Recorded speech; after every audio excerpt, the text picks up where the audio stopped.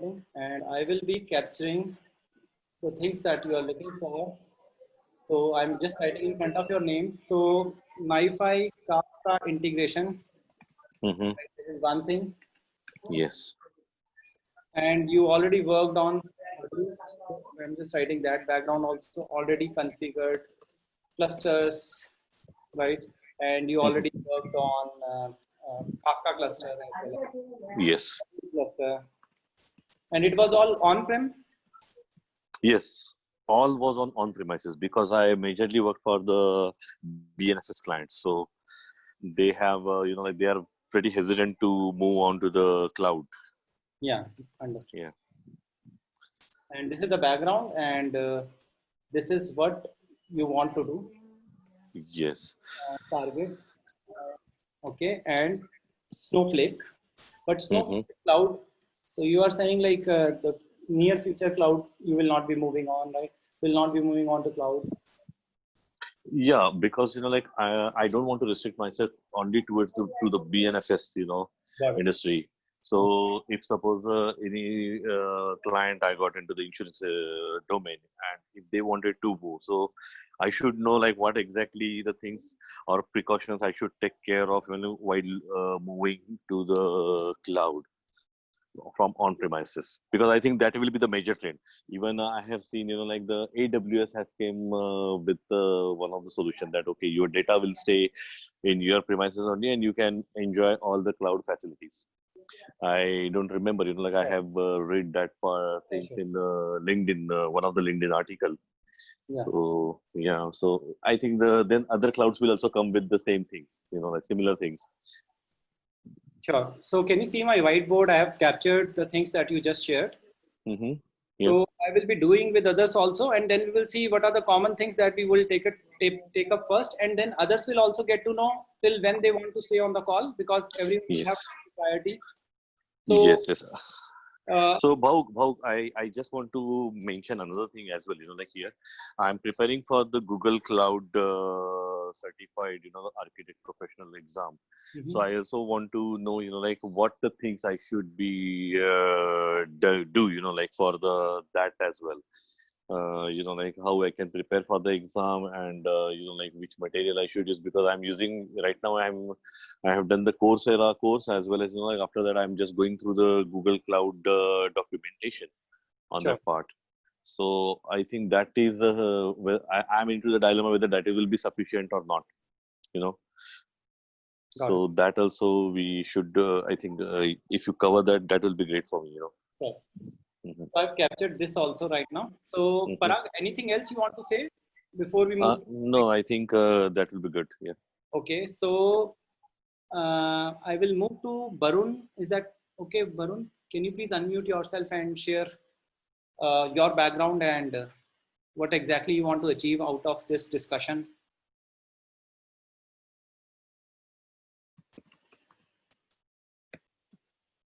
BK, you want to share? Okay, Barun got disconnected. So in the meantime, someone else can share. BK, you want to share this? What's your background?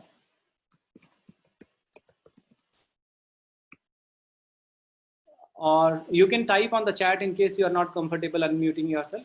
Durga Prasad, you want to share? Hello, am I audible now?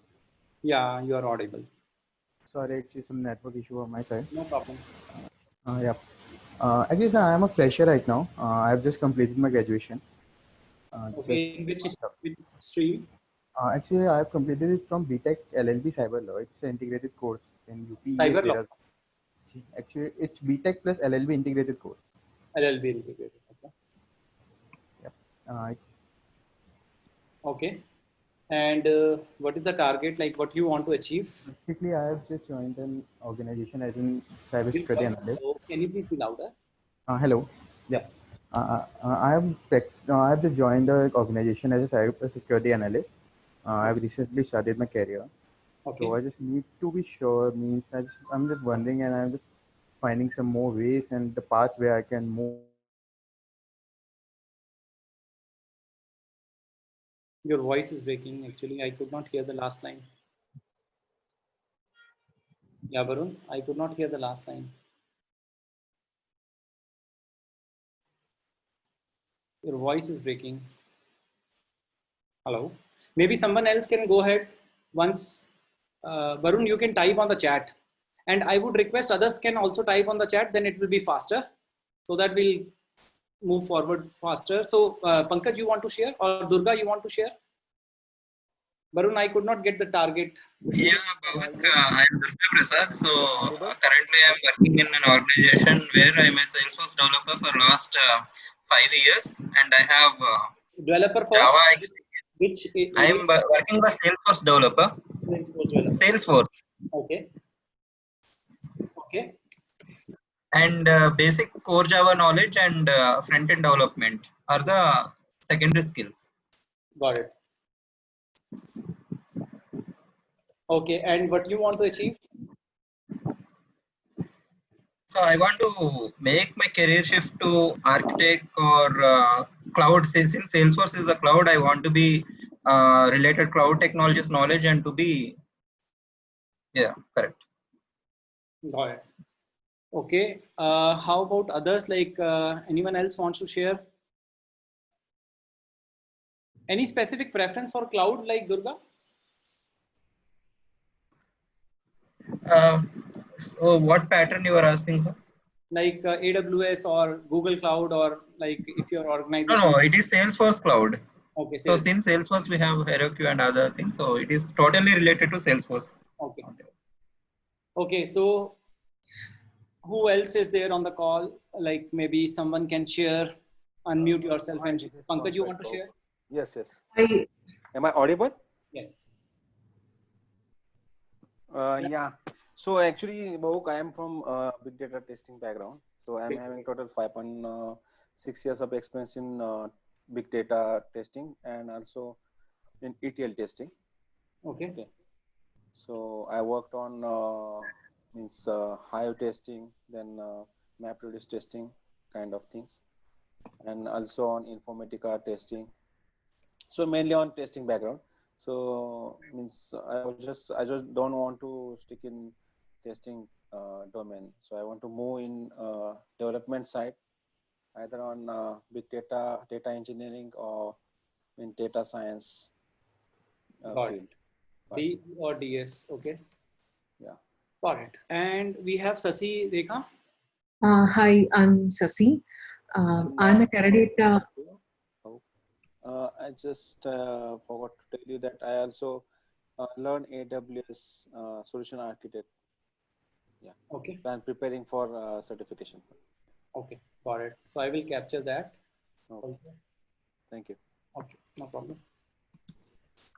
Yeah. Sasi, please go ahead. Yeah, I'm a Teradata and Informatica developer, and I have been in data warehousing for quite some time. So now I want to shift to cloud. So I started learning Azure using the Microsoft documentation, but I couldn't get a hold of it. I found it a bit difficult to prepare without any guidance. So I'm looking forward to something about Azure. Okay. So Azure specifically, which area? Data warehousing on Azure? I don't know much about Azure, so you can, it's a high level Azure. Yeah. Okay. So data related, maybe. Yeah, kind of data engineer for Azure.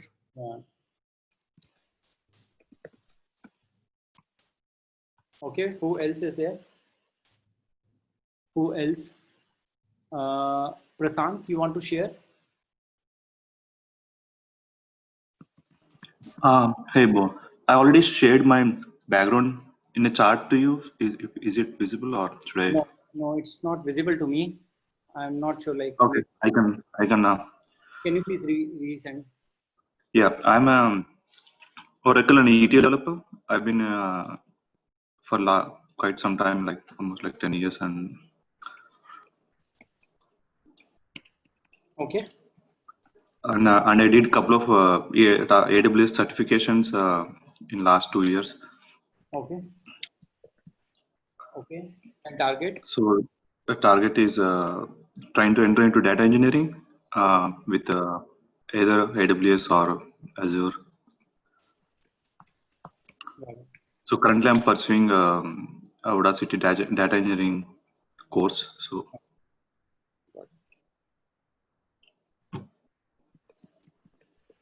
Okay, so who else we have on the call? Rahul, you want to share? Yeah, Bhavuk, hi. Hello.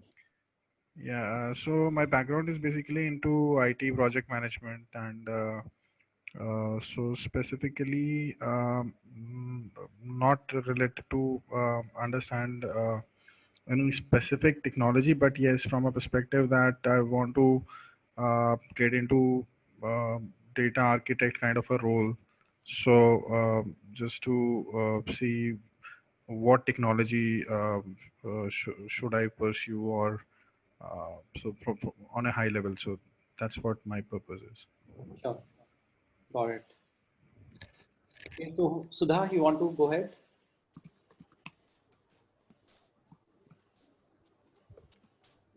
Have you typed or something? Yeah, I think your audio is not connected. I So, have 2.5 years. Yeah, am I audible? yeah, I can hear you. Yeah, so I have total working experience in IT of 3.5 years. And currently, I have switched my profile from Spring Boot to cybersecurity. So I was thinking of like in next 10 years, what will be the scope of cybersecurity and all other things? Because mostly now in 10 to 15 years, it's like artificial intelligence, machine learning, and data engineering. It's in high demand. So is it? Got it. So who else is there? Revant, you want to share? Hi, sir. Am I audible? Yes. Yeah. So I am currently just going into my final year of my BTech.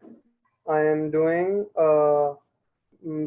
computer science engineering with specialization in big data. So I have some knowledge. I have some hands-on knowledge of Kafka, Spark, Hive.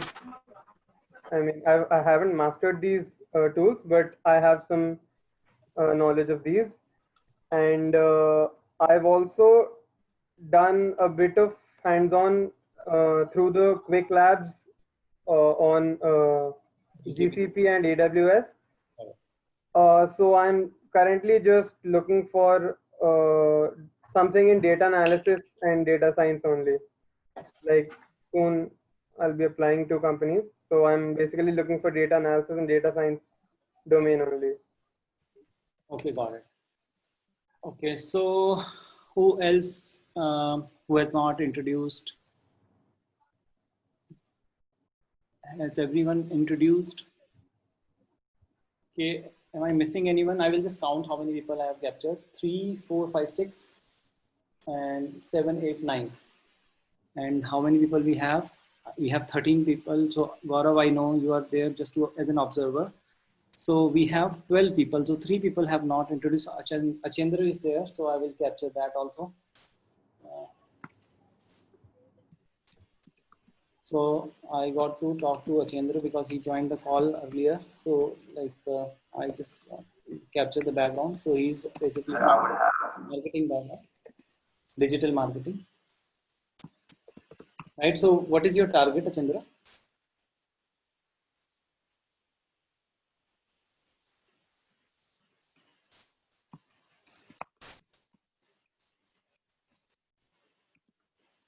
So you can share, Achendra, what is your target? So who else wants to share? You can type on the chat in case. Prerna, you want to share? Prerna, I think you already shared. You did not share. Prerna, you want to share? What is your background? Good evening, sir.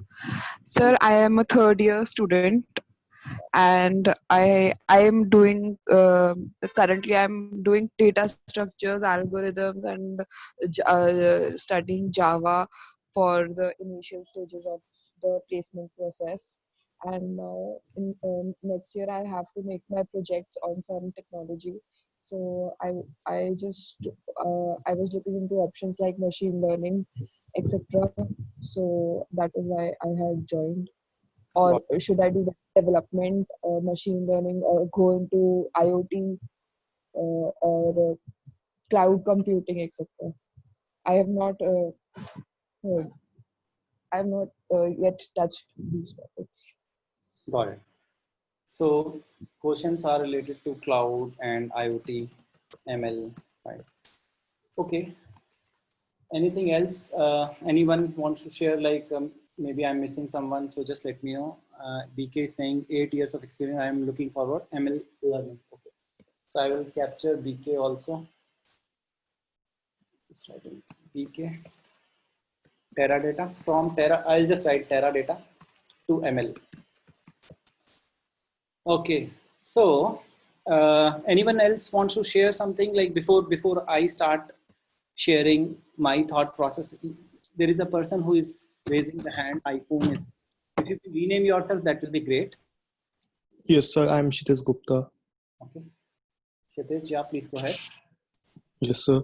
Sir, I am a final year student from UPS pursuing computer science in big data.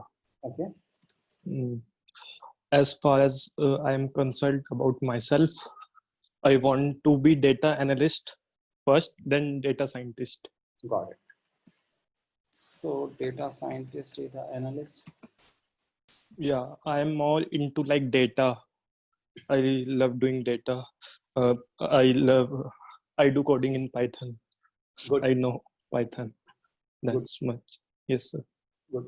So I see like the most of the participants here are looking forward towards like machine learning, like majority. If I say this like if you see BK, Kshitij, and if you see we have here also like data science. So Pankaj, Prerna, so Raivan. So majority of the participants, like 6 to 7 participants, are looking for data science or like data analyst related things, and also those people who are basically looking for data engineering on Azure. So I will be basically first catering to those people who are like a common subset. Like we will first focus on those areas, right? And then we will see like the specific requests that are coming in. So the idea is there is no presentation, and it's more like the session is for you basically. So it's not like this session is just to ensure that you move to the next level and you learn something and you go in the right direction. So that is the purpose of the session. So there is no other objective of this session. So it's Saturday evening, and I'm assuming like most of you are joining from India only. So in case joining from different time zone, then also I can understand you are joining on a weekend. So I just want to ensure that your next 1 hour is fruitfully utilized, right? So before we move on, I will quickly introduce myself, and I will show my background, quick background. So this is my profile, and I will just go to my LinkedIn profile and close it. And this is the background. So in case you didn't get chance to see my LinkedIn profile, so in case you are coming from some other channel, maybe from Facebook, then please do connect me on LinkedIn. So this is my background, and I have done a lot of certifications, more than 25 certifications in mostly related to data, machine learning, or cloud.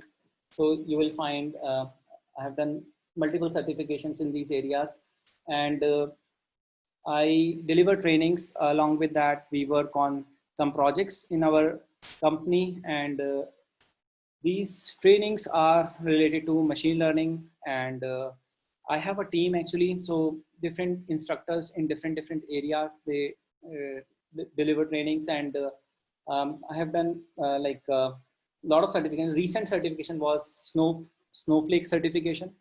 So maybe some people in this particular session are also looking for information on Snowflake certification. Okay, so do you experience the same thing? Like, is my voice cracking for others also?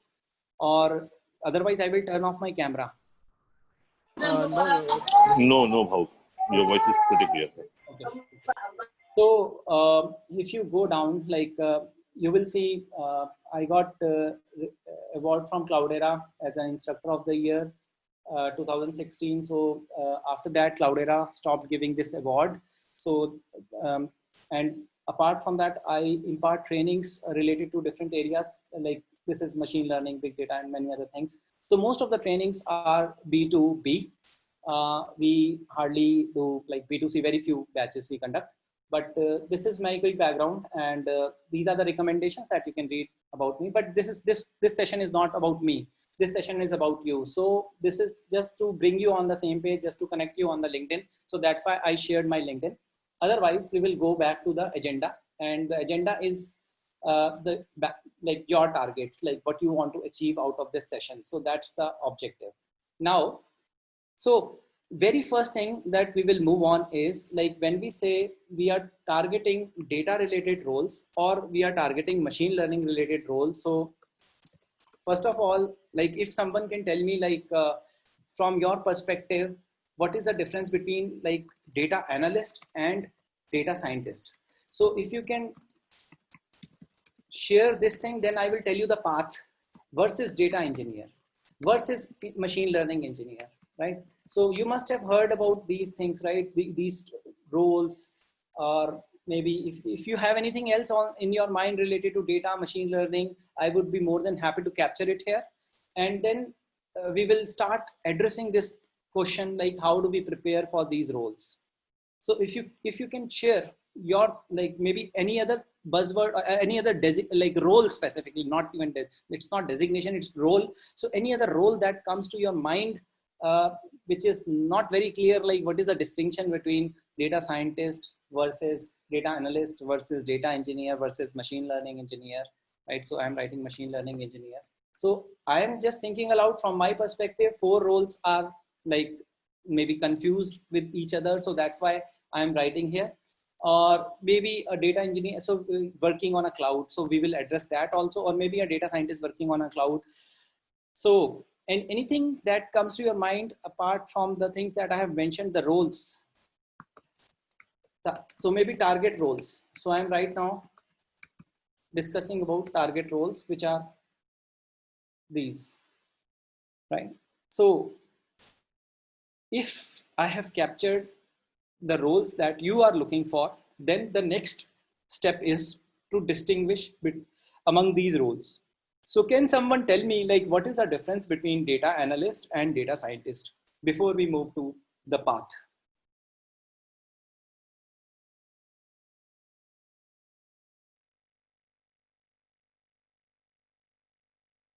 So you must be like having some idea about this thing. Yes, sir. No need to say sir, you can say Bhavuk. Sure. Like for data analyst, it's like organizing your data in a graphical manner. It's like you have data in your database. That data is unstructured. It contains videos, audios, image, text file, all other. What we are trying to do is we are trying to gain insights from this data. And how we gain insights from this data? First, we need to clean. We need to organize the data in such a form we can read it. Okay, so I'm writing gaining insights from data. This is one role, right? Second role is visualization of data, right? Yes, sir. Okay, so this is like business intelligence tool you are using. So you must have heard about Tableau, ClickView, MicroStrategy, Power BI. Power BI. So many tools are there. So maybe you are using BI tool, and using BI tool, you are having some reporting happening, right? So this is another, like, it's not like all data science and data analysts will be doing all these things that I'm writing, but you will see like this is the scope, or overall, like in some companies you will find data analysts are more involved in BI reporting, but in some other company you will find they are involved more into like SQL based analysis. So I will capture here, maybe you are using high level tools here, high level tools like SQL, and you are using maybe Hive query language, or you are using Impala, you are using Snowflake, right? So you are maybe on Microsoft Azure. We have another product, and you know Snowflake can work on Microsoft Azure also, and it supports all 3 clouds. And if you go to those people who are looking for Microsoft information. So I am just at also on the fly because now I know like what exactly you are looking for. So Azure, Sasi, this is for you. See the details and other things, but right now it's like giving you the direction like where you start looking into the things. So this is like BI tool, BI reporting. I'm writing business intelligence reporting. Second thing is gaining actions, gaining actionable insights from the data. Okay. Next one is like using high-level programming languages. For example, SQL, SQL, or Impala query language, or you can have Snowflake. So there are multiple tools here, and this is like another thing. Apart from that, data analysts, usually they are working with historical data, that is what happened in the past.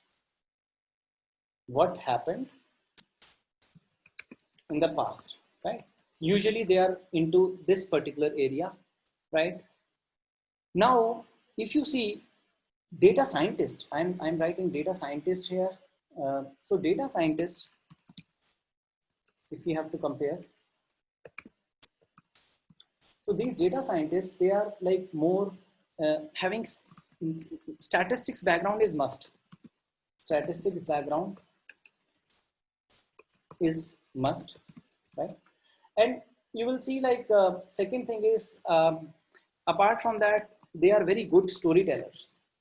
And you know, BI reporting also something related to storytelling, but this is like one of the core skills, and you will find whatever data analysts can do, data scientists can do. This is the superset. So I will write like data scientists are more also called hackers, hackers. That is why we say data scientists are hackers, because they can acquire data from those sources also, from where acquiring data is really tough. For example, let's say you have your partners will give you data very easily. They will expose API, you will make a call and you will get the data, right? So this is like very simple. Or maybe they are sending you feed on SFTP server or some S3 bucket. So they are sending you the feed and then you are getting the feed from there. So partners, they understand the protocol, they understand everything, and they give you very well structured data. So it's very easy working with your partners. But when it comes to working with your competitors will never give you data like that. They will not give you like clean data, or they will never give you any data, right? So it's like you are a data scientist. Let's say I want to show prices of aeroplane tickets on my website. Let's say I'm an airline. Let's say I'm Indigo airline and I want to show prices of the flight tickets. When I have to show the prices of flight tickets, I can basically get the data from maybe Make My Trip can get the data from Indigo. But Make My Trip and Expedia, they are, let's say, competitors. Like I am Make My Trip and I can get data from Indigo very easily, but Make My Trip cannot get data from Expedia, because Expedia and Make My Trip, they are basically competitors. So in that case, if you are a data scientist working in Expedia or working in like Make My Trip, so then you will have to acquire data from your competitor website. But you need to be very careful, because you need to see the legal terms and conditions. So if legal terms and conditions don't allow, then be careful. So let's say you are okay, like legal perspective, you are okay. Now you are acquiring the data, so you can actually different tools, techniques, and these are not high-level programming languages. These are low-level programming languages, which will give you more control, more flexibility to actually gather data from your competitor website and then show a competitive price on your website. So this is another perspective, like data scientists, they are involved in this. You know, data scientists are like chef in the kitchen. You know, you must have seen MasterChef. So when data scientists go out in the market, so data scientists will acquire data from different sources, and these sources can be like your enterprise sources. There can be hundreds of enterprise sources like CRM system or it can be product management system, or it can be order system. So there are multiple systems in your company, in your enterprise. So there are more than 100 systems in your company. Along with that, you have data coming from Twitter, weather data. There are so many external sources. So data scientists can acquire data from different sources. So this is called content acquisition. Content acquisition data. So basically data ingestion. So this data ingestion is another responsibility, somewhat related to the hacking part that I mentioned, but when I say hackers, that means they can actually go beyond what data analysts usually do, right? So their scope is much wider. Apart from that, you will see, like, once you acquire the data, you will pre-process. So if you are a data scientist, you are like a chef, and chef will go out in the market, acquire tomato, potato, onions, and then once you get that, then you have to clean the data. So you will be using different types of knives. So different types of knives basically mean like different tools. You may be using Pandas, you may be using Spark, you may be using some other technology to clean your data, like your data as a data scientist. You are cleansing your data. Once data is clean, then you are basically having the good part, and then you will be using that good part in your experimentation process. Then you will be cooking, right? So you are a chef, you are cooking with, you are performing different experiments. So data scientists, they will be doing modeling, right? So this is like, that is like predictive analytics. So you will find this data analysts, they are more into cube analytics, historical data, but data scientists, they are more into predictive analytics. They are very good in Python, R, SAS, RapidMiner. So these kind of tools, very good in programming languages like Python, R, and then SAS, and then RapidMiner. So these are basically common languages or tools or frameworks that usually data scientists work with, right? Apart from that, data scientists, once they acquire the data, you have to choose the right type of knife in the kitchen. If you choose a wrong knife, then what will happen? The knife for peeling potato is different, knife for cutting tomato is different, right? So objectives are different. So you have to choose the right knife. So once you have the knife, then you will clean the data. You got the good part. You will use that tomato, potato, which is not stale, which is good. And then it will become part of the experimentation process. So as a data scientist, you will be performing so many experiments with your data. You will be sometimes successful, sometimes not successful. So you will be controlling the flame. So this is called hyperparameter tuning. And then you will also be tasting, like you will, before you give it to the customer, you will check whether the recipe that you are preparing is actually as per the required standards or not. That means this is called model evaluation. So you will check if everything is fine. So if everything is fine, then you will basically deploy it. So then the model, the machine learning model. So once the experimentation is done, then you will deploy that. So basically you are serving in a plate. So you have to present it in a meaningful way so that your management can consume. So data scientists, the consumers are like the stakeholders of the project or the management who are basically consuming your experiment results, because they have to take decisions based on the experiments that you perform. So they are very good storytellers, right? So the communication is very important. So very good in communication, they must be like very good in communication. Otherwise management will not be able to understand like what you are trying to communicate, and they have to take decisions which are impacting the overall progress of the company and everything, right? So any questions on this, like data analyst versus data scientists? So are we clear, like what is the difference? Like statistical background is one of the key differences. Apart from that, Python background, R background. So you can say they are working with low level programming languages, but they are working with, like data analysts working with high level programming. So are we clear with this thing? Anyone who is not clear, who is a data analyst? So in the kitchen, data analyst is like a helper, right? So data scientist is a chef. So Revant, you want to say something? You unmuted yourself. Yes, sir. Can you just explicitly mention some of the tools? I mean, can you just write some of the tools that are usually used by data analysts and data scientists? Okay, so let's say this is Hue in Cloudera. This is one very common tool. Apart from that, data analyst, they work with Snowflake. So Snowflake has its own tools. and then there are Tableau, ClickView, right? So these things are very common, right? And then you have Snowflake CLI, so that is there, but in Snowflake they will be working with creating tables and SnowSQL, I should write, SnowSQL and Snow. So these things are there.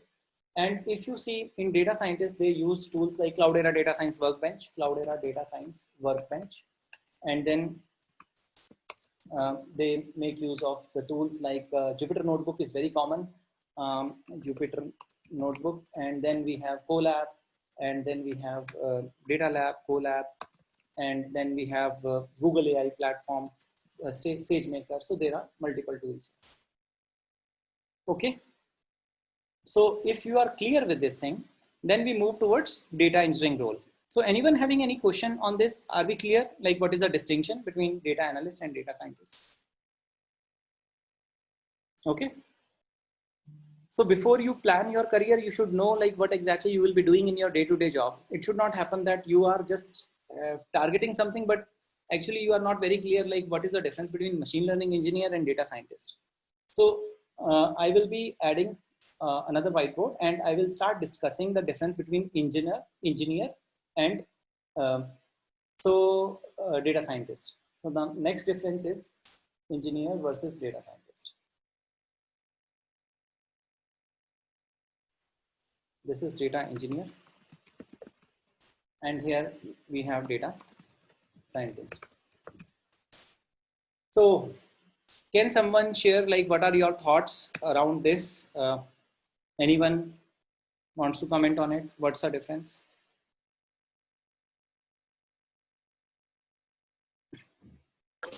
So data engineers are someone, you know, like who can like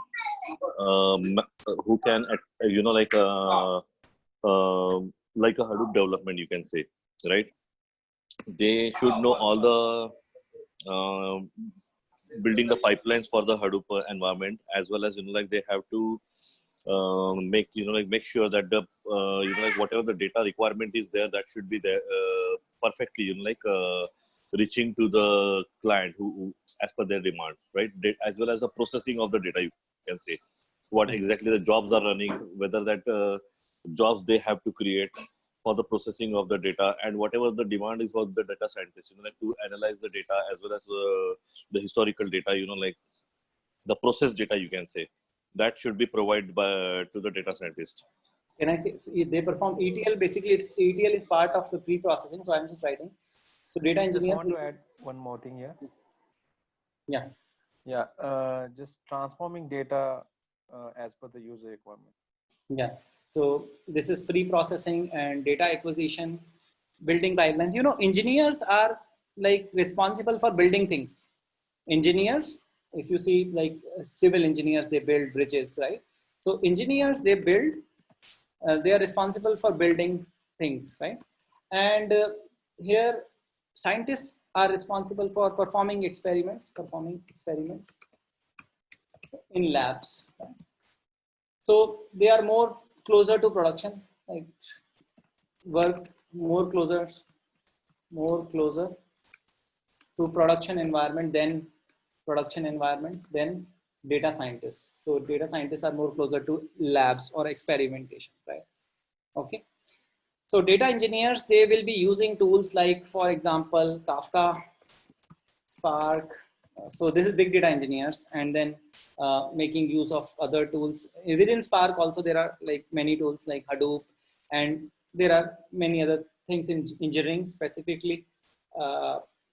If you are doing it on-prem or on cloud, so depending on that, set of tools will change. So if you are doing it on Azure, then you will be using Event Hub, Azure Event Hub for ingesting data, right? Event Hub. And then you can use Azure Streaming Analytics for processing data. This is another area. And similarly, on Azure, we can create end-to-end pipelines. So pipelines, when I say end-to-end pipelines, that means data acquisition, data storage, data processing, data analysis, data exploration, and then data surveying, right? So end-to-end pipelines, data engineers are responsible for building, right? So these are again like helpers in the kitchen, but when we say Hadoop like when we set up an environment for Hadoop, then that is the person who is setting up the kitchen, because Hadoop environment is like data lake. If you say data lake setup, it's a kitchen, because data scientist is a chef. So chef will be able to work only when the knives are at the right place, right? If knives are not at the right place, then what will happen? The data scientist will spend more time in finding where is the knife, right? So the gateway machine setup and everything will be done by administrator, and that person is responsible for setting up the kitchen, right?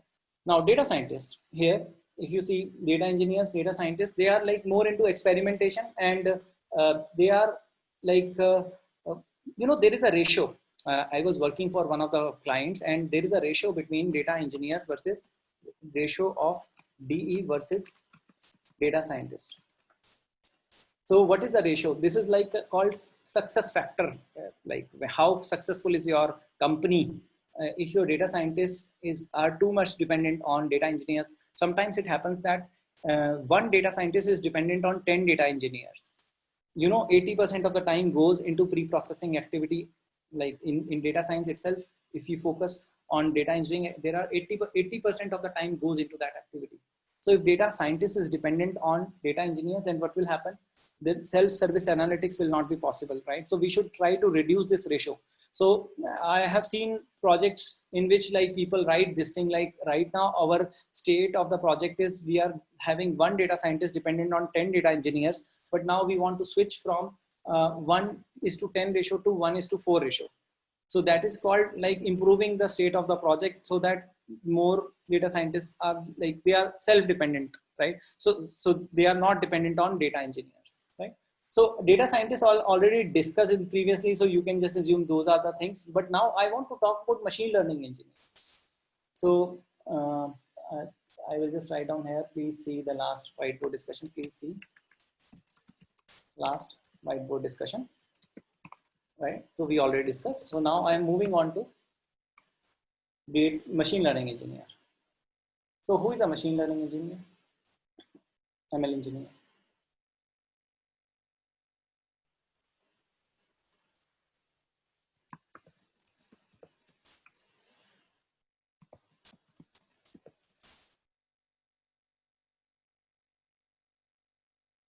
ML engineers, who are they? So they are responsible for deploying the models, machine learning models. So once you are done with the experimentation, data scientists are done with the experimentation, then data scientists, they are not so comfortable working with production environment. So you have a machine learning model. Let's say it is a pickle file, or it can be like maybe in some format, HDF file. So there are HDF file 5 format, and then there are many other formats like PML format, predictive markup modeling language. So there can be multiple different formats. Now data scientists are done with the experimentation. Now data scientists will give the machine learning model to machine learning engineer. So this is something like I'm thinking when we have a team where we have machine learning engineers. Sometimes small companies, you will find data scientists themselves are deploying their machine learning models. So I am assuming you got the idea what is machine learning model. Machine learning model is something that you are like representing the real world. So I will give you some examples of machine learning model. So when you see Facebook recommendations of your friends, right? So who should be my next friend, right? On Facebook, you see that, or Amazon, what you should buy on Amazon. So these are basically machine learning model. So should we give loan to this particular person? Then this is another machine learning model. So another machine learning model can be like, how much loan should we give to that particular person, right? So when you are having these kind of machine learning model, which are predicting future, right? So these are basically machine learning models which you got after doing so much experimentation with data. And you think that this machine learning model will work fine in the production. So you are now deploying this machine learning model. So you want this machine learning model should be deployed in production environment, so that this machine learning model can start doing the predictions. I will give you another example. When you book Uber from one place to another place, like pickup location and drop location you specify, then it's basically a machine learning model which will tell you the taxi fare, like how much taxi fare I need to pay, right? So that is like predicting future, right? So even though trip has not happened, but you are getting to know before the trip happens, right? So this is like machine learning model, and now you want to deploy it. So machine learning engineer will deploy the model. Second thing is, how do we scale machine learning model, right? So let's say Uber. So we have maybe 100,000 people right now using Uber, but Uber is growing in India, let's say, and you got 1 million people, and then you got 10 million people, and then you got 100 million people. So how your machine learning model will scale? So whether the predictions are, you know, when you open Uber and let's say Uber is not showing the price of the trip, then you will be disappointed. So you will close the application, you will go to Ola or some other application, right? So that means your machine learning model, scaling of machine learning model is also important, right? Another thing, like how will you take care of model versioning? So different model, A/B testing, model versioning. So it's all like all related to the engineering aspect around machine learning, right? Model versioning, model serving. How will you ensure the throughput is fine? How will you ensure latency is low? So there are many factors like how many queries per second you can serve, right? So how will you ensure that? How will you ensure that the data format which is coming, data format, how will you handle that? Because when you were experimenting, the data format was different. But when you are deploying in production environment, the data format of the model, the machine learning model that it is getting is completely different. So machine learning engineers are taking care of all these things, and there are many other responsibilities. But hope you got some idea like what is the distinction between data scientist versus data engineer versus machine learning engineers versus data analyst. Any questions till now? Anyone who is not clear?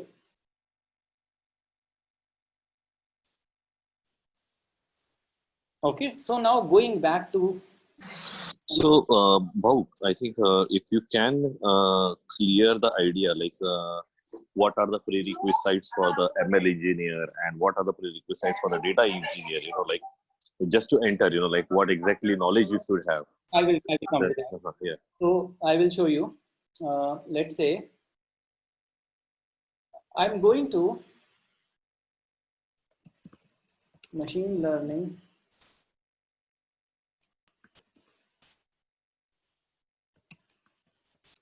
data couch. So this is our blog, and here you see we have captured a lot of details around this, like what exactly needs to be done, like what should be like the learning path recommendation for machine learning, and it's all almost everything that is mentioned, like it's all like free, like it's, or maybe if you see the resources, most of the resources are like available on internet. So it's more like making a difference in your life. So you move to the next level by going through a proper path. So if you see, if you are new to everything, so if you are new to everything, you don't know anything about programming, and if you don't know anything about mathematics, then you can go through these books, and these are like some video that will be helpful to you. So if you're new to everything, but you will say like, I know Python, but I don't know maybe mathematics behind machine learning algorithms, then you can actually, these are like sites, the things that you can study, right? If you are new to statistics, right? So the previous path was related to new to everything. The next path is about new to statistics. So if you are new to statistics, then what kind of path you should follow, right? And you can actually follow the books, and these are the books that you can study, and these are the site, and then these are the courses. If you are new to data science, right, so you can follow this path. If like specifically, like if you are new to machine learning, so what is the distinction between machine learning and data science? So machine learning is independent of the domain. Data science is specifically like domain specific. If you are a data scientist, then you will be data scientist for a specific domain. You cannot be like a data scientist for like everything. So you cannot be a data scientist for HR also, data scientist for airline domain, and then data scientist for telecom domain. So you cannot be like that. If you are a data scientist, then you will be a data scientist for one particular domain, because that is something which requires domain knowledge. Are we clear with this thing? So if you see, like these are the books for if you are new to machine learning, then these are the books which are recommended, and these are the courses that you can go through, which will be helpful to you. And these are the videos. If you are new to deep learning, then these are the things like deep learning is specifically focused around processing through neural networks, and deep learning is focused on like unstructured data also. If you see like if you have audio, if you have video, if you have images, then deep learning is focusing on those areas, right? So this is our new new to deep reinforcement learning. Reinforcement learning is another area in AI, which is more with regards to the action and rewards and penalty. So these things. So you will find this is a very comprehensive list, and this path will help you in moving forward in machine learning, data science, or you can say deep learning. So these three areas specifically are getting covered. And this is taken into consideration that you have some background about statistics or you don't have any background about statistics. Both things are getting covered here. So hope this helps, Parag. And you were looking for this information only.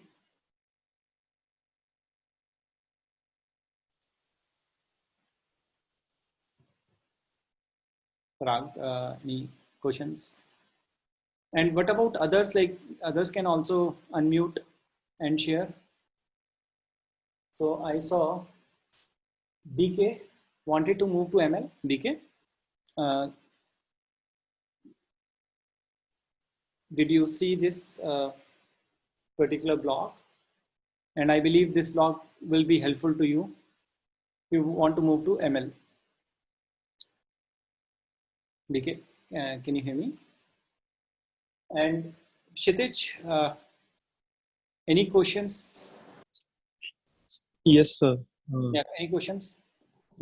Sir, like I'm finally a student and I'm into data engineer, into data field. Yeah. What the company expect from a fresher who has some prior knowledge, little prior knowledge in data? He goes for data analyst, data scientist, machine learning engineer. So you know, like Kshitij, you are doing engineering right now. So you are right now having background about big data engineering. So when Yes, you sir. are hired for the same thing that you are right now doing, then it will be like you will be most likely working with Spark and Kafka. And these are like NiFi. So these are like kernel of big data projects these days, core components of big data projects these days. So in case you want to work as a data scientist, right? After you're done with the engineering. So let's say you are absorbed in a project where you are working with Kafka, Spark, NiFi. After that, you can always go for Spark machine learning. You know, in Spark, there are many libraries, and these libraries are like in different areas, right? So if you are comfortable with Spark SQL, then you can apply that Spark SQL knowledge into the Spark machine learning, because Spark machine learning is also based on Spark SQL only. So end of the day, like you are always writing code in the form of like data set or data frames in Spark. So if you are comfortable, I would highly recommend first get comfortable with Spark SQL. If you are good with that, then start looking into real-time analytics using Spark. You can start looking into structured streaming. If you are comfortable with structured streaming, then you start looking into Spark machine learning.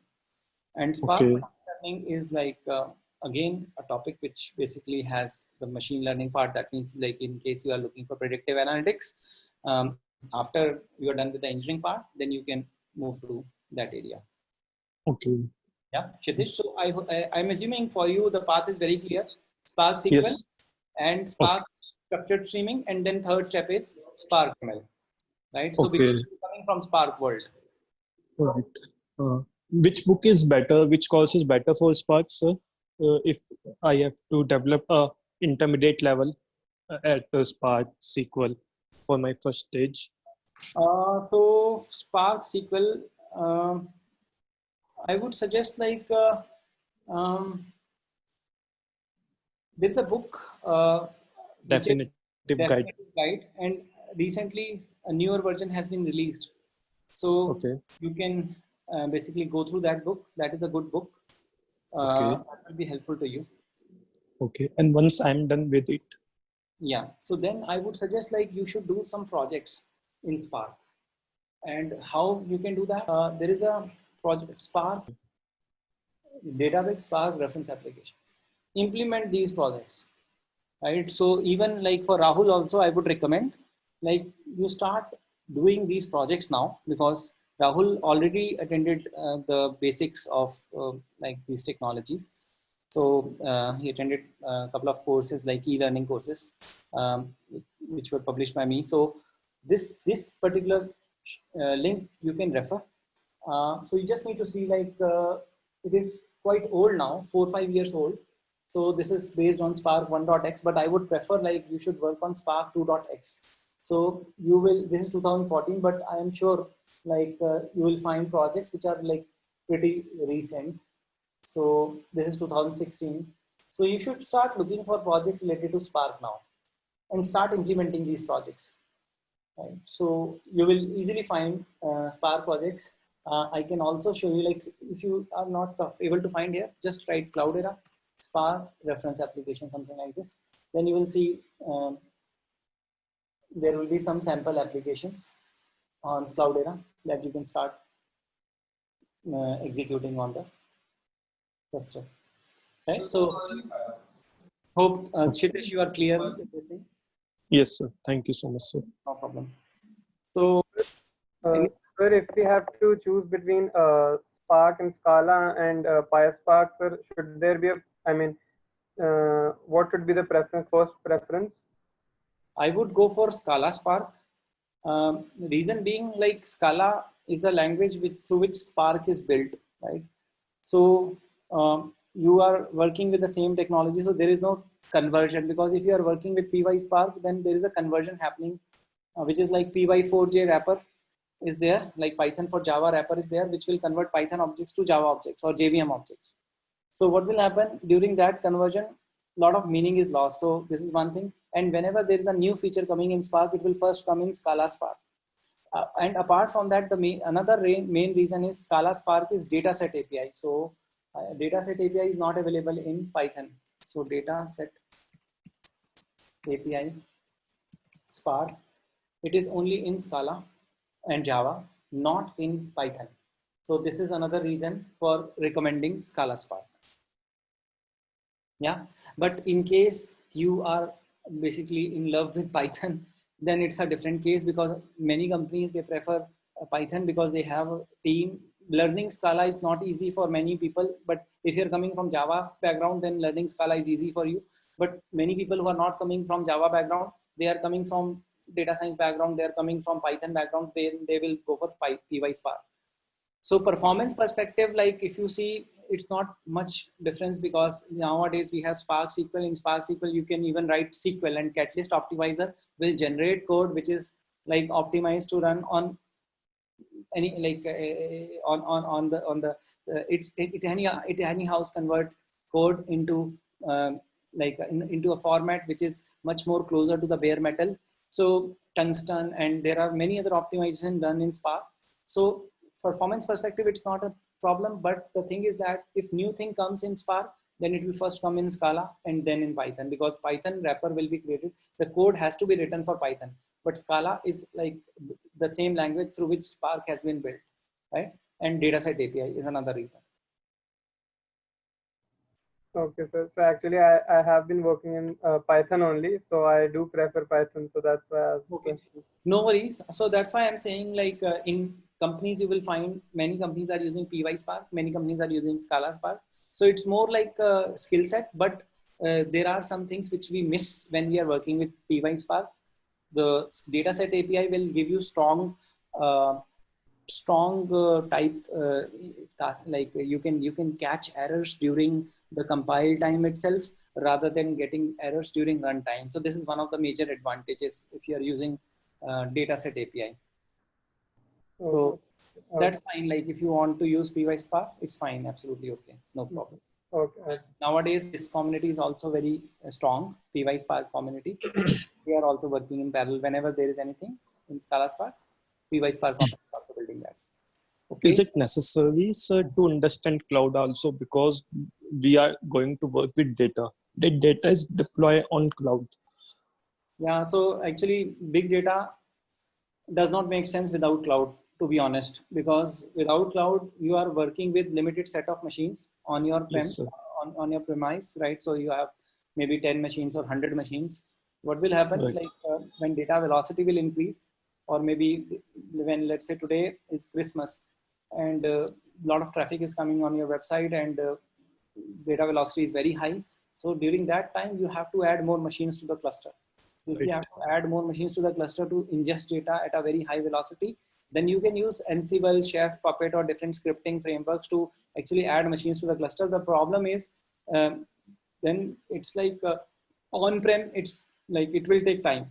But on cloud, you can do it through all like automated manner, and you can spin up new machines very easily. And you know, like when you visit Amazon.com or any good website, you see that if website is slow for even 1 second, then they lose millions of dollars, right? So it is very important when you are working with big data. Big data means high velocity also, like not just volume and other things. So high velocity means when there is traffic, and traffic means like it is a festival or maybe something which is like different from normal situation. So high velocity, then you have to scale up, and scaling up is not so easy on-prem, but it is very easy on cloud. Okay, so I should learn cloud also side by side. Yeah, I would highly recommend. After you are done with the big data concepts, you know, a lot of people, what they do, they start doing cloud directly. But the problem is you don't even know Hadoop, or you don't even know open source technologies, because cloud is like a wrapper over these technologies only. If these concepts are clear, Spark internals are clear, Kafka internals are clear, then only move to the frameworks, because that is very easy. Like if you run something on cloud, it will be very easy to understand and apply.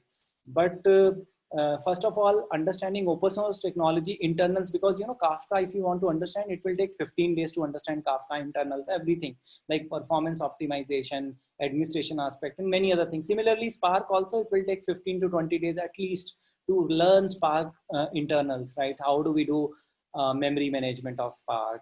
Because in like memory architecture of Spark executor is very complex. Like there are many areas where we have to tune, right? So learning technology is okay, but after that, start delving deeper into that particular technology. And if you are comfortable with that, then only start looking for like cloud related implementations. It should not happen that you are not very clear with the concepts of Spark, because anyhow, when you are running your application on cloud, then you are not able to tune your application. Then I don't think it makes sense, because you are just like any other data engineer. You know, building a Spark application is easy. You will build it. But tuning Spark application or tuning any program, similarly for modeling also. So if you are a machine learning engineer or you are basically data scientist, building machine learning model is okay. You got the 90% accuracy, but how to make 90% accuracy to 91 or 92 or 93? So, you know, like 90% accuracy you can achieve maybe in a week, but bringing 90% to 95% may take 2 months, right? And then you have to answer in your Scrum meeting, like what you are doing, right? So it's very difficult to convey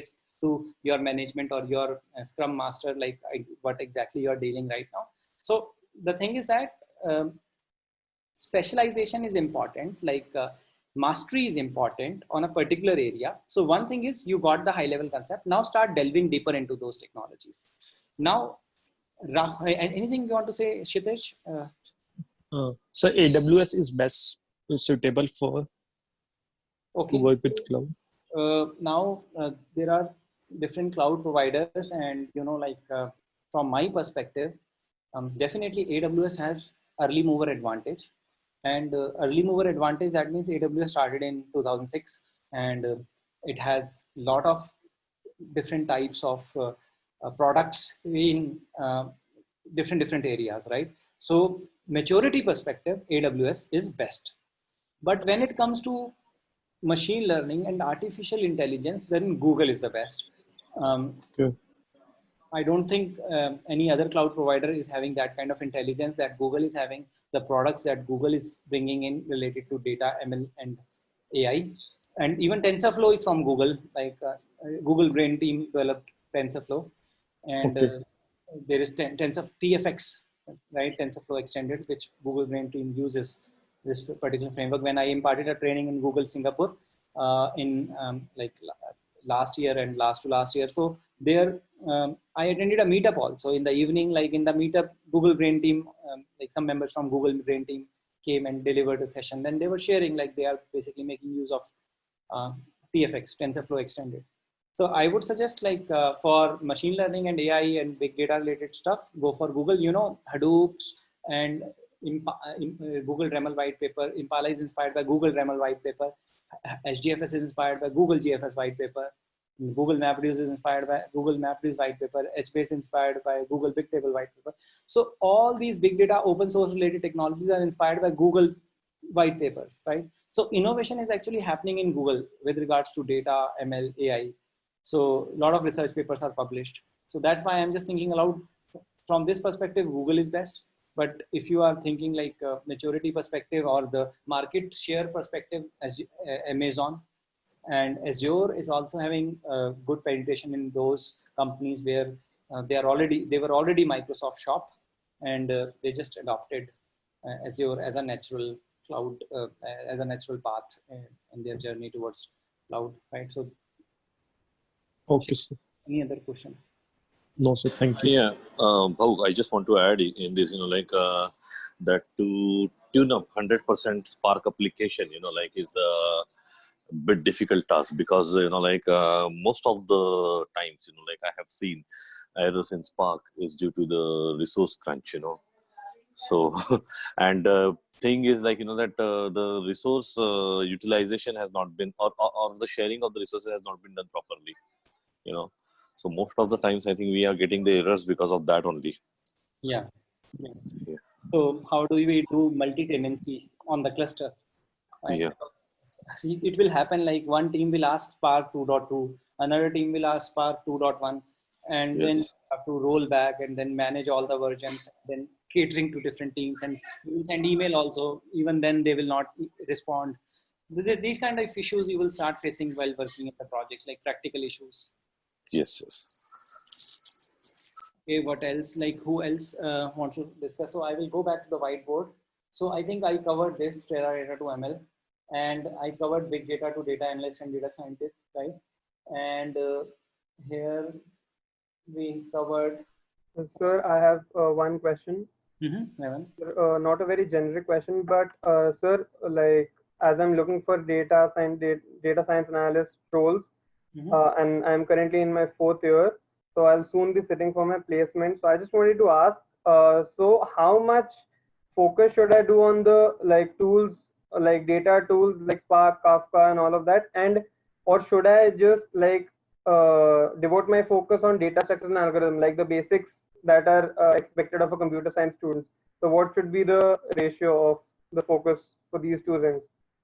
Actually, it depends on the company that is hiring, right? So, you know, like some companies are focused too much on fundamental subjects or core subjects of computer. You know, you are having big data and you are going through some core subjects, some are electives, or you can say big data specialization related subjects. So it depends on the company. Some companies, they say that we want an engineer who is like familiar with the core computer science before we can always train the person in different technologies. So some companies are having this perspective. So I would suggest get in touch with your seniors who have appeared for the interviews for different companies and see like which company is coming, and based on that you need to prepare. Oh, okay, sir. Yeah, so get in touch with your seniors, like who can actually guide you, which company comes to the campus and what kind of things they are mostly focused. I understand right now you are maybe first batch coming out, right? So is that true, right? Yes, sir. Yes, sir. You're right. So you are a first batch, then it's something like you can, let's say you are targeting XYZ company, let's say Citibank. So I would suggest maybe reach out to people who are actually working like in the company, and those who are playing the role of data engineers, and you can see the panel who is coming and who is actually coming to your camp, or maybe doing it virtually. So how, like who all are coming, get in touch with them and basically get this conversation started much earlier before they come like to the actual interview process, right? So that you can prepare accordingly. So if you don't have any seniors, so no problem, but you can do your research, like what exactly is expected. And even you can send email through your training and placement coordinator and ask the training and placement coordinator to send the details. Like they can ask these details, like what is expectation. So based on that, you can prepare, and it is company to company, right? It varies from company to company. It is not like one rule of thumb for this particular thing. Some companies are working in Spark. They are desperately looking for Spark data engineers. They will simply say that, we will ask only Spark related questions. They are very clear because they are hiring for that role. C does not matter to them. And I would say, like, most of the companies that will be coming to your college, from my perspective, would be focused on big data related technologies, because then only like they are like interested. That's my perspective. But even though you are a first batch for big data, but you have other engineering streams also, like cloud computing. So I think you can get in touch with the seniors of cloud computing stream and see like how many questions were asked from the cloud computing and how many questions were asked from the fundamentals of your computer engineering. So that can be another way. Yes, sir. Okay, okay. Got it. Thank you. No problem.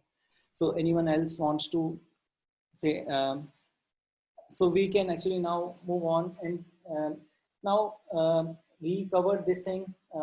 So Revant, I think you are okay, and we have Prerna, are you okay? First of all, I will just complete majority.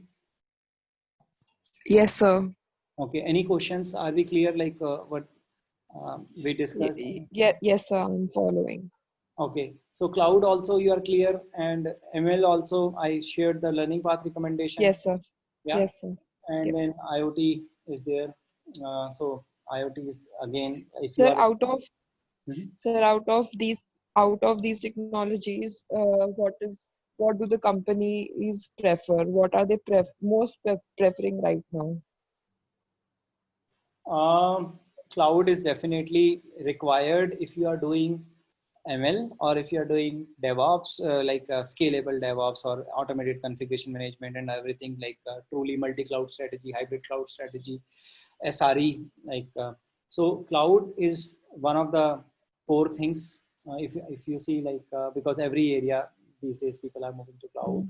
But if you want to do big data, then also cloud is required. If you want to do AI, then also cloud is required. ML, if you want to do ML, then also cloud. So cloud is a like a common intersection among all the technologies that we are discussing right now. And even IoT also, like you train your machine learning model on cloud, and then once machine learning model is trained, then you will compress it, and then you will use TensorFlow Lite and other technologies to actually just store. Even IoT devices also send data to cloud, like using MQTT, right? So I think cloud is one of the common things, and now within cloud there are multiple things that we just discussed: AWS, Google Cloud. Yes, sir. Okay, so I think Pankaj, are you okay? Any questions? Yeah, I have questions. So as you know already, means I'm into big data testing background. So how should I start to switch my career into development side, like data engineering or data science side? Okay, so Pankaj, I'm just thinking aloud. So you can start looking into data analyst related. Even it is applicable for Rahul also. Even because you are coming from testing background, and Rahul is coming from IT project management with some theoretical understanding of big data. So you start looking into those technologies which are easier to enter, right? So you already do Hive testing, and you already do Informatica testing, ETL testing, right? So you understand the business. Very first thing, your strength is business, right? Even Rahul, if you think that you have a domain knowledge, then start leveraging that, right? So if you bring that as one of the key strengths in your resume, right? Domain knowledge. Along with that, as a data analyst, you must know domain. So along with that, you add the skills. Let's say you are already doing Hive, you know Impala. So maybe you start looking into Snowflake, or maybe start looking into BigQuery, or start looking into the technology which is becoming more popular these days, because nowadays people are looking for people, the people who are having knowledge about like Snowflake, right? So I would suggest maybe go for the certification for Snowflake or like Microsoft Synapse. So if you go for that, then maybe in your company you are moving to cloud. If you are not moving to cloud in your company, then you look for the companies which are looking for Snowflake testing guys, right? So like pitch your profile in this area, Snowflake testing. Later on, once you are on Snowflake and you are doing testing, right, of the different queries and everything, ETL and everything, so then you switch role within the company. So getting a new role in a new company is very difficult, because if you don't have any project background, then it is very difficult to get a new role in a new company. But switching role within a company is comparatively easier. This is my perspective. So I would suggest take this path. This is my perspective. If you take this path, first learn the latest greatest, right? So learn those technologies, and after that you can actually request, right? So you can request to move to another role in your company. So that can be easy transition. Rahul and Pankaj. Okay. So Sure, you mean Babu. you mean I want means I need Your to voice is move in data analyst side, right? Can you, yeah, and data analyst side, yeah, you know, data, Not into development. not into development right now, because you know, like it's a path, it's a step-by-step process. You cannot jump from one step to third step. So you have to go through step number 2 and step number 3, right? So after you are a data analyst, so once you are comfortable, then you start learning things related to maybe the ecosystem that you are using in your company, like data pipelines. Because if you learn programming, then it will take time, and we want, like, you should basically getting a job in next 2 months, not like next 2 years, right? So, or we are not talking about next 1 year, because learning something like coding, and you know, analysts, they have a different mindset, and developers, they have a different mindset, data scientists, they have a different mindset. So it's like a mindset shift also. Your approach also needs to be changed. So as a testing engineer, when you are working as big data testing engineer, you are working, so you have a mindset of testing. You know how to look at the data, and maybe how to you understand the business, so you have some background. So I want the transition should be smooth. It should be like in 1 month you can easily clear Snowflake certification. It's not so tough. I can send you the links so that you can need to go through, and once you are done with that, then you can appear for the certification, and then you clear that certification. Then it will basically bring some kind of traffic on your LinkedIn profile, or some people will start getting traction towards LinkedIn profile, and then you may get a like job. This is my perspective. So this is another thing. Apart from that, you can also do some kind of A/B testing of your profile. So A/B testing means, like I am saying Snowflake, but there is Microsoft Synapse also, and there is BigQuery also, Google BigQuery. There are many other tools, right? So just see the tools for data analysts. Do a research, create 4 or 5 different types of resume, do a A/B testing on your resume, put these resumes on the website right now before you appear for Snowflake, before you study for Snowflake, before you put so much energy into Snowflake. Just do A/B testing of your profile and see which profile is getting more traction. And based on that, you can see like which technology is more required in the market or more popular in the market, and then you take next step, right? So you can have 3-4 different email addresses of Naukri, and then you create different profiles. So it's not like I'm saying fake profile, but it's like saving your next 2 months, because time is very precious. If you are focusing on something which will not be useful, maybe because this is all like we need to be data driven rather than instinct driven, right? So that's why I'm recommending, Pankaj, before you invest time into any technology, do a A/B testing of your profile. Hope it makes sense. Yeah, thank you. No problem. Yeah, so any other question apart from this? So, okay, so I think Pankaj is okay, Prerna is okay.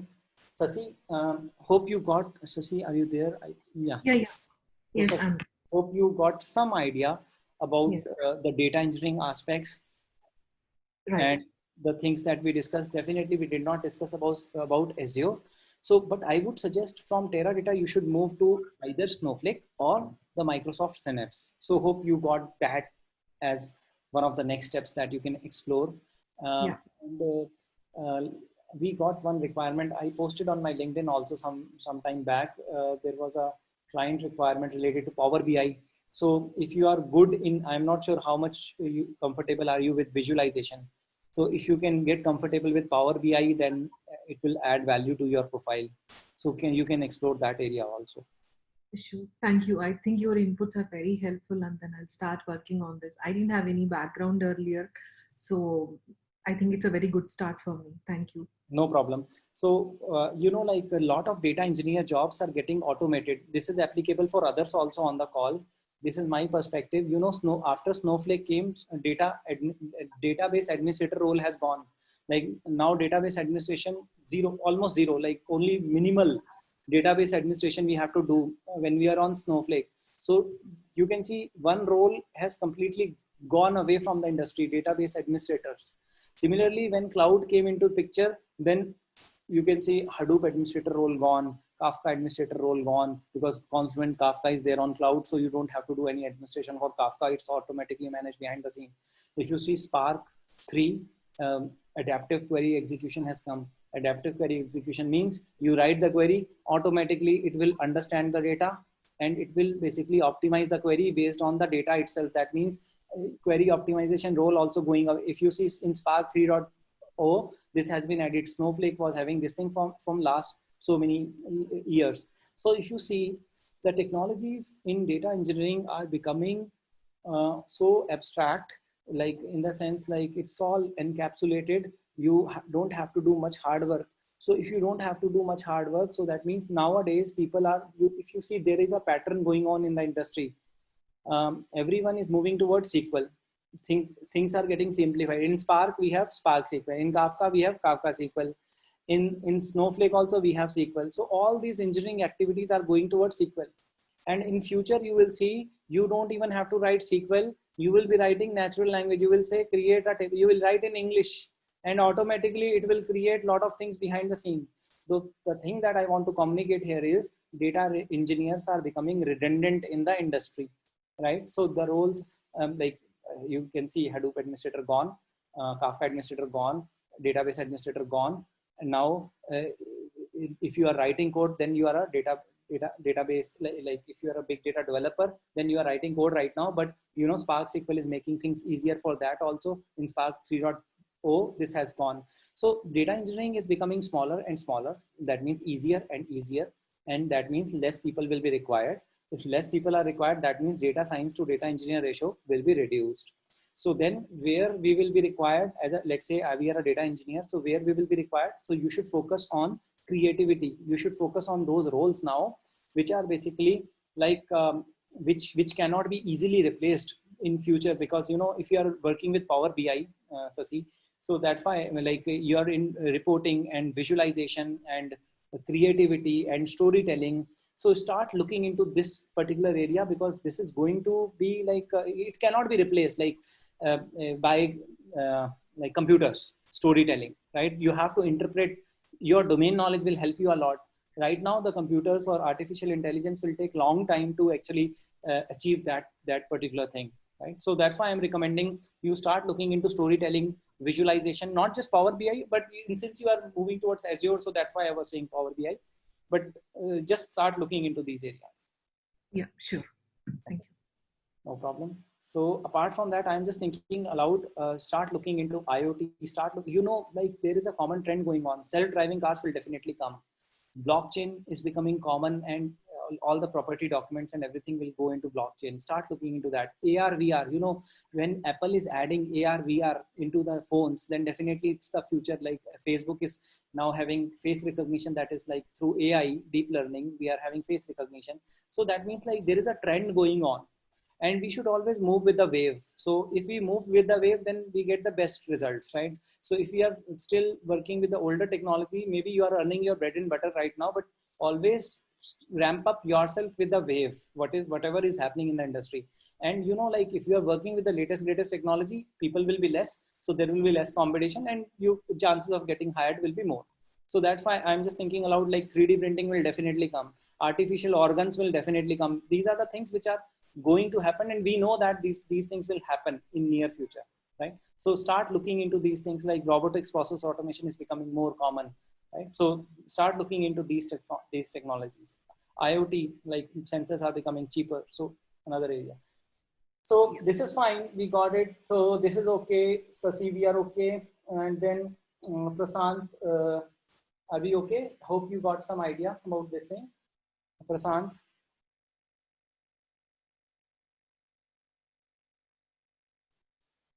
Are you there, Prasant? I think you are on speak on mute. You're on mute. Okay. Rahul. Hello. Hello. Am I audible? Yeah. Sorry. Yeah. I think you spoke more, touched upon most of the points.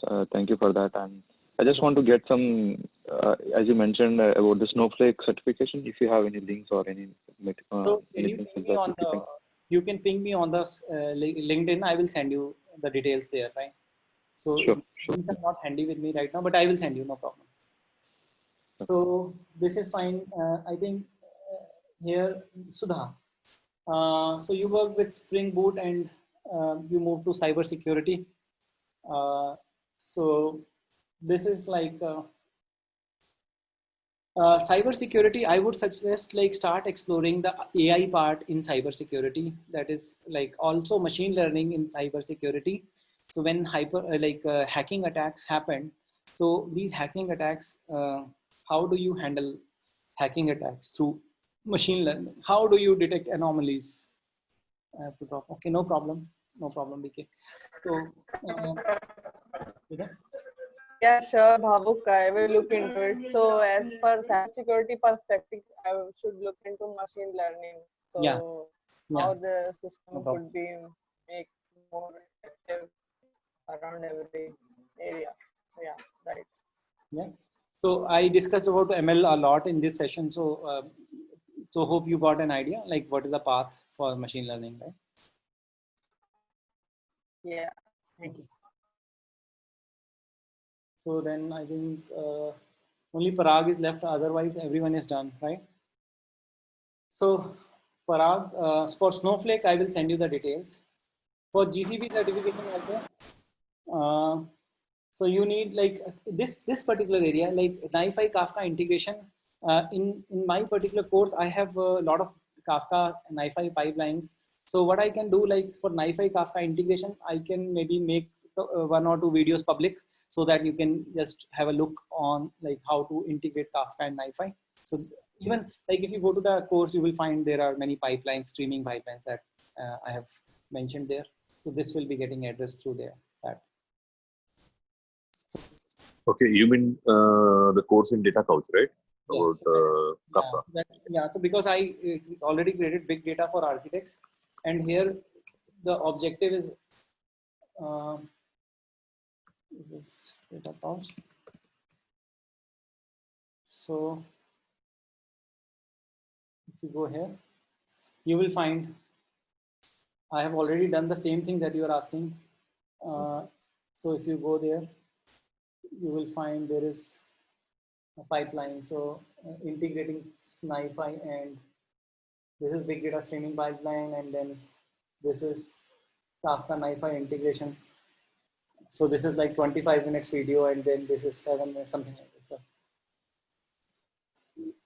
So this particular course actually talks about the pipelines only, and end-to-end pipelines. A lot of pipelines are there.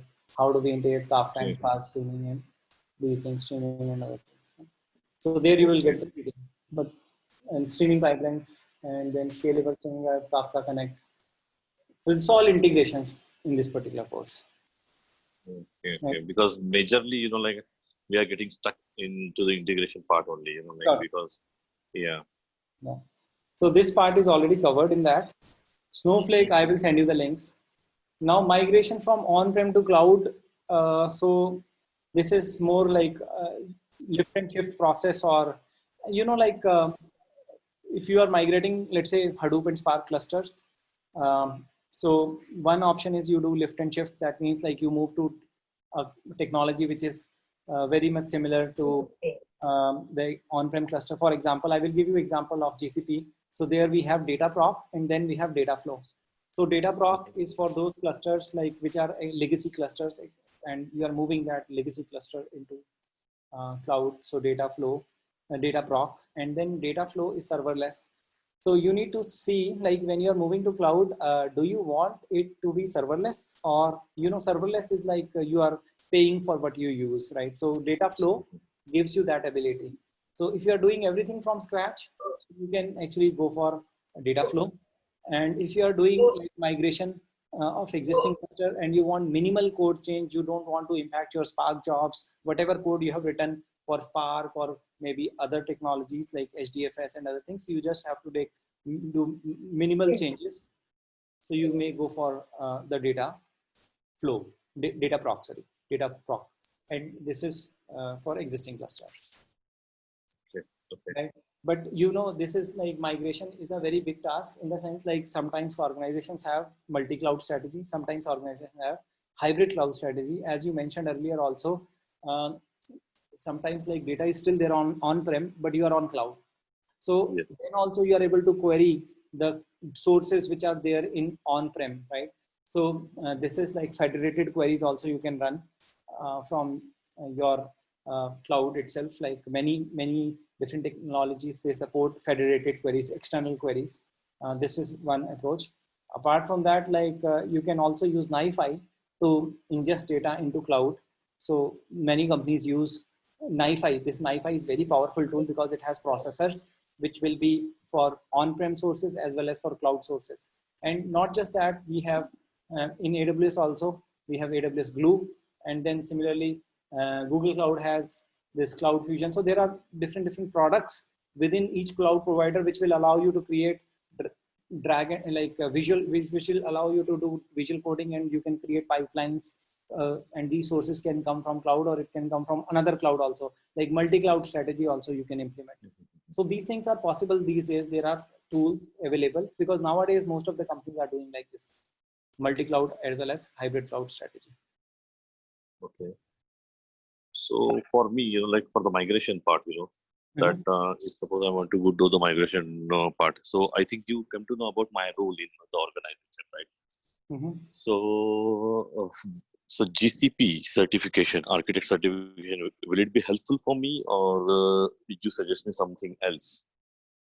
So, though I have started studying, like for the GCP, but I have not done it completely, and still I'm looking out for the more information. But yeah, so will it be helpful for me, or I should go for some other certification as well for the Google Cloud or some other certification for other clouds as well?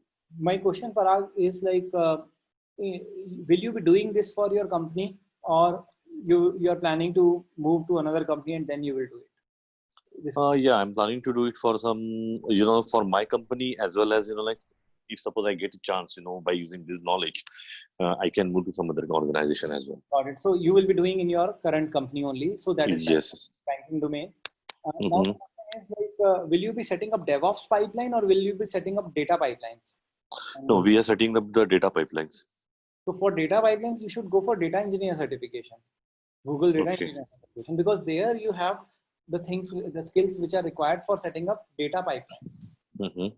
And data engineer certification, for that we have to prepare for the tools which are like Dataproc, Dataflow, BigQuery, and then Cloud PubSub, and we have Data Lab also, which is part of Google AI platform. Similarly, there are many other products within like Google Bigtable, Google Cloud Store, Google Data Store. So there are many products within Google Cloud.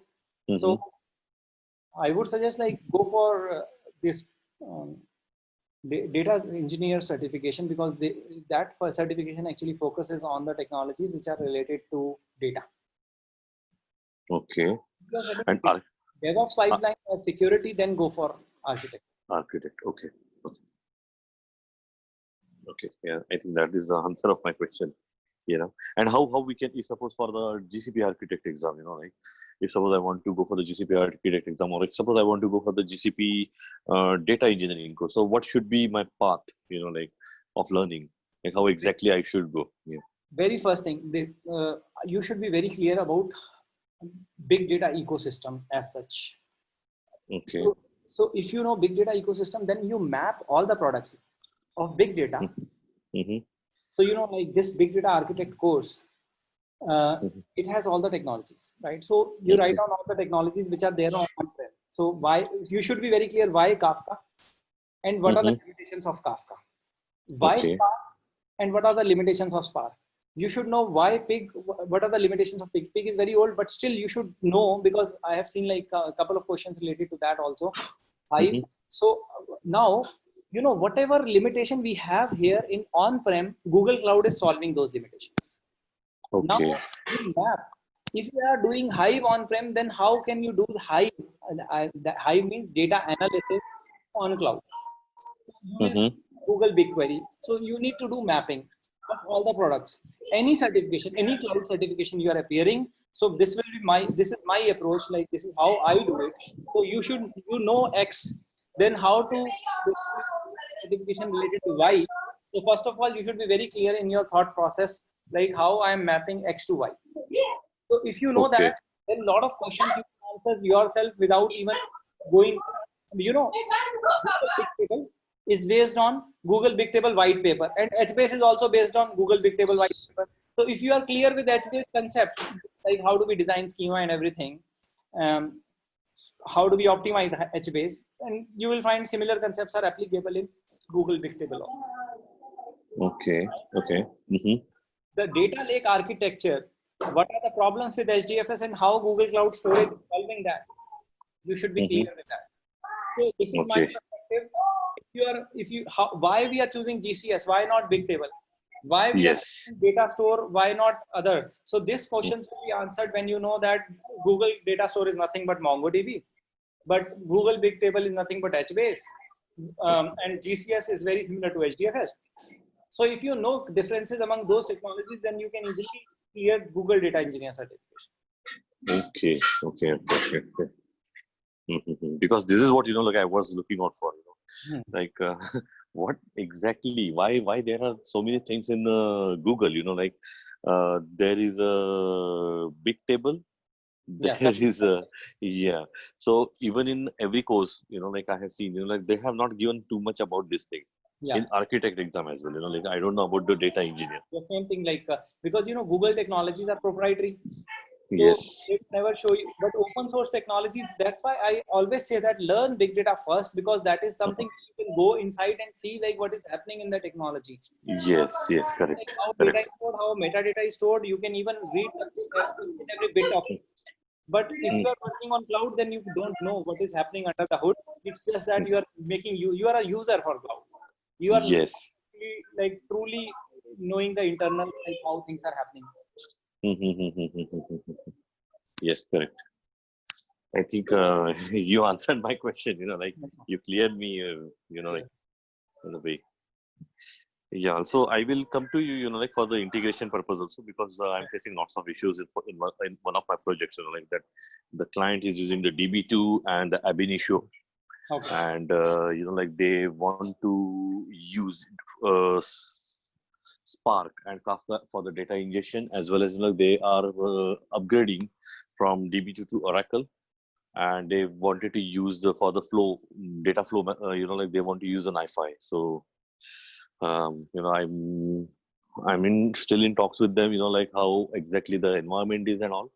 But yeah, definitely this is my first project on the integration part, so I may require your help, or I will go through your course also, you know, like for that. Yeah, definitely. Yeah. So I have a coupon also, like I can send you the coupon so that the courses don't cost like $50, but it will be like $20, so it will be cheaper. So I can send you that coupon. Message me. Okay. Yeah, sure. Yeah. So Pankaj, you have a question? Yeah. Actually, I have pinged my question on chat. Okay. So can you please brief about Snowflake and required skills to become data analyst?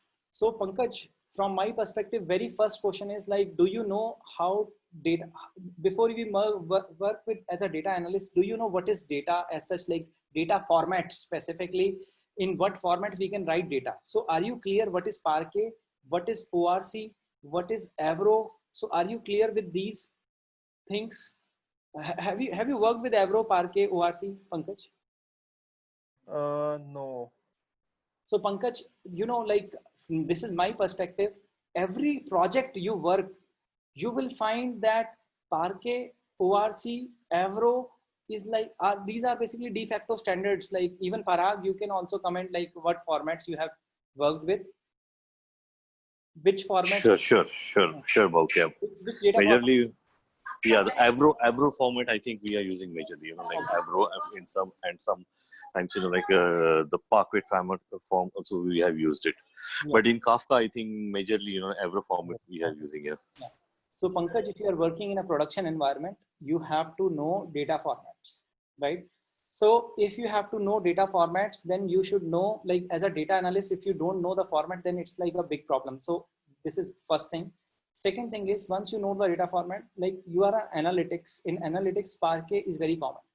And once you are comfortable with Parquet, once you are comfortable with data formats, you should know like which data format to choose when, because every technology you will encounter data format. If you are in Kafka, you are in Spark, you are in Impala, you are in Hive, you are in Snowflake, every technology you will find these data format.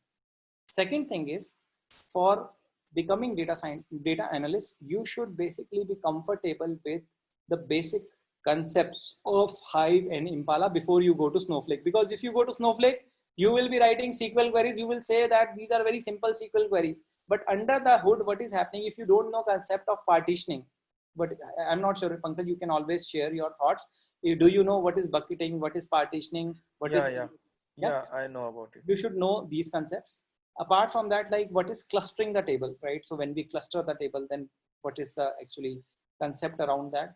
You should know what is MPP architecture, massively parallel processing architecture, right?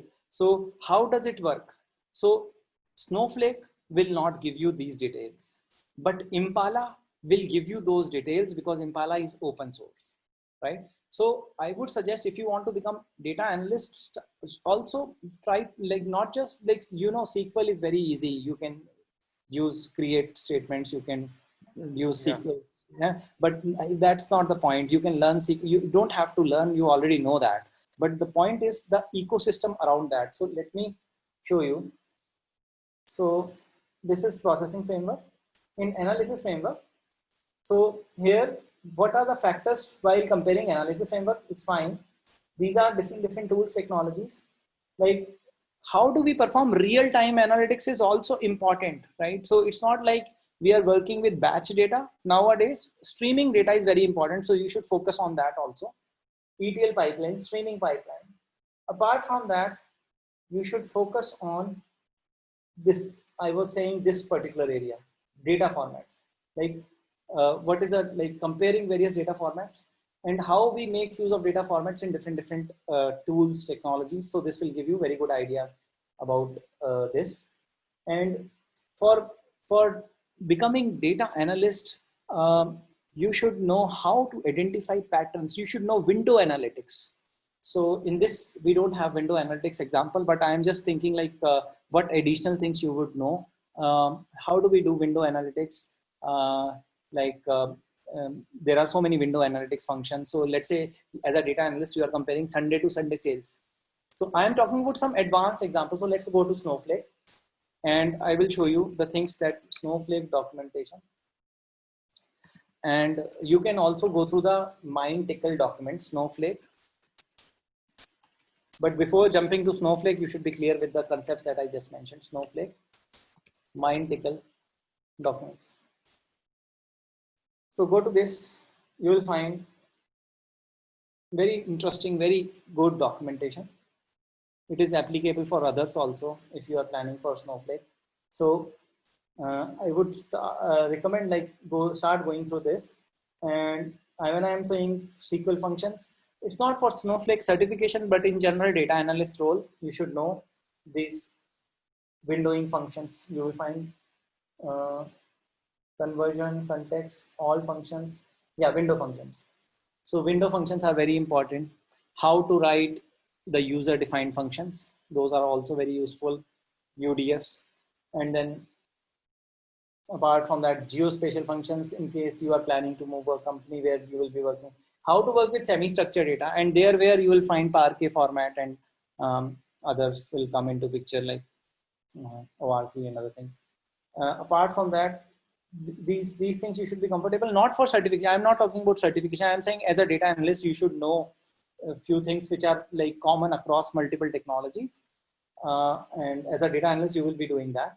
And data analyst sometimes responsible for acquiring data. So this is loading data. So you can see like how to load data in batch, how to load data in streaming mode. So you can get to know from here. And so security is very important. And architecture, start looking into the architecture. So I would suggest go through this documentation. When I prepared for my certification, I was very thorough. Like I just 10-15 days back only I got that certificate.